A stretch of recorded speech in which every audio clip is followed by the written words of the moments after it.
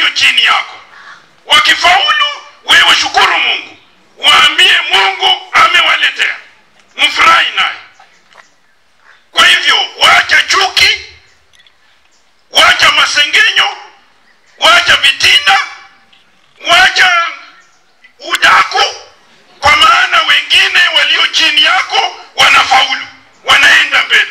Hiyo sio uongozi wa Yesu Kristo na uongozi wa fadhili za Roho Mtakatifu. Uongozi wa fadhili za Roho Mtakatifu ni kusema, nashukuru sana umepata, nenda mbele, jua ya kwamba Mungu ndiye amekupatia. Sio ya kwamba kuja kwangu unishukuru mimi ndio nimekupatia. Sema ni Mungu ndiye amenipatia. La pili, Mtakatifu Paulo anatuambia kitu muhimu sana. Anasema kuna fadhili nyingi mbalimbali za Roho Mtakatifu, lakini matamshi ambayo ni nzuri kuliko yote kwa somo hili la leo ni kwamba kila mtu hupewa kwa manufaa ya jamii ya Kikristo.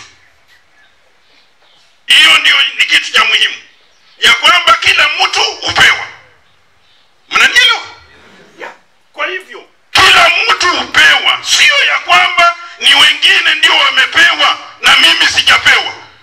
Mimi sina huyu atoe, huyu alete, mimi sileti. Hiyo ni uchoyo kinge, ya kwamba kila kitu ni wengine tu ndio wamepewa. Wewe unaficha chako, matanga ikitokea mimi sina, wengine watoe. Umepewa, sina. Tunakuaje? Kila mtu hupewa.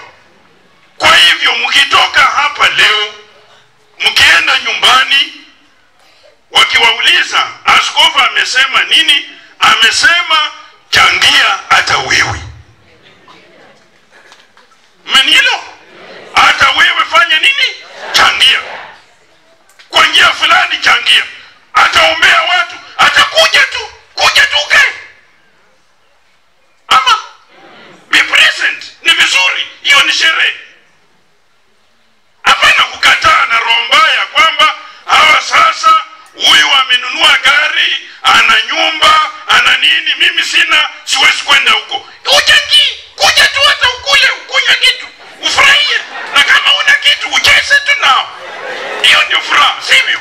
Hiyo ni kuchangia. Nenda waombe.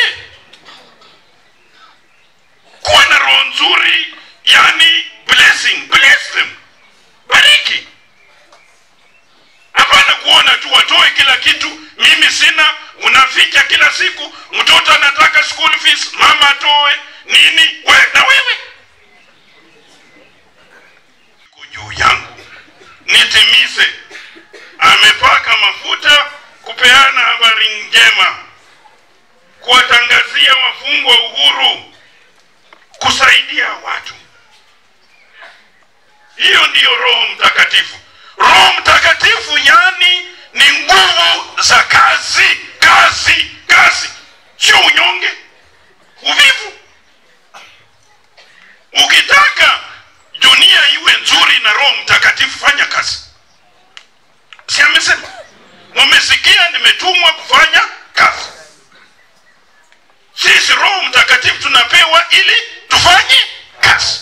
Ndio maana na washukuru, mnajenga shule, mnasafisha hapa, mnanikaribisha, mtanipa kitu kidogo nikienda. Hiyo ni kazi.